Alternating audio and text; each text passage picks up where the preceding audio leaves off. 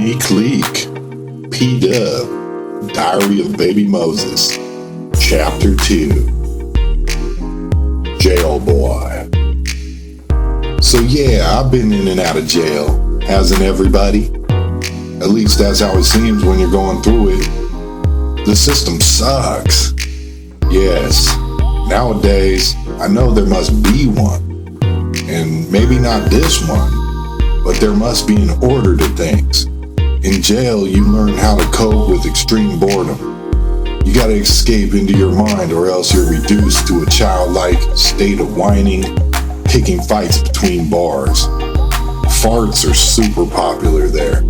The joke that never ever ends.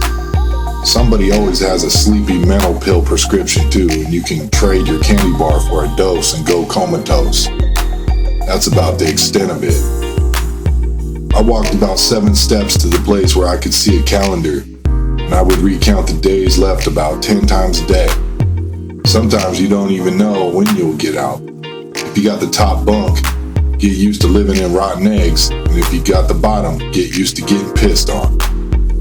When I was still in high school, a female I had a tiff with said I was to be shot after school by her friend. So with anxiety building all day, I gathered the homies and some weaponry. About 400 students were out there in front of the gymnasium that day when several lowriders pulled up. Most of my homies were dropouts. I had the beanie, the dark blue denim carpenter pants, and Chuck Taylors on. We were all standing around waiting for some action, and I was all nerves, mad, and tripped. I look off to my right and I see that chick who threatened me running scared. She noticed we were there, and evidently she had been bluffing. Thanks a lot.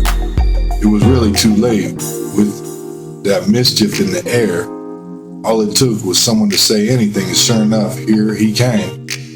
The man started calling us white boy gangster wiggers, and it was all she wrote.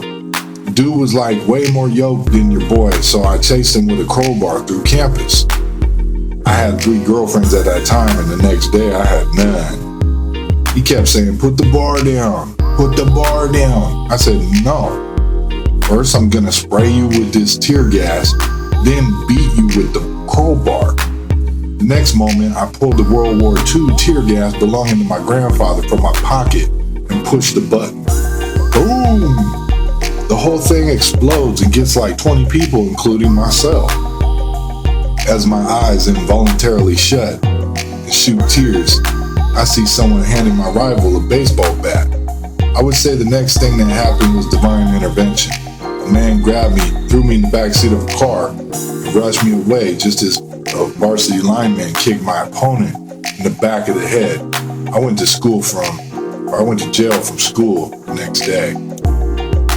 Whoever says books, music, and movies don't influence young people is practically the devil himself. I even traced my infatuation with drugs all the way back to reading a book called Firestarter when I was 14 by an author I won't even mention. Okay, so here's where I start quoting the Bible. It says, "Man saw light and liked the dark more." Well, that was me. It says, "My people perish for a lack of knowledge." Me again. Wow. By nature, I was doing exactly what the Bible says man does. This was truly only the beginning of the end of me.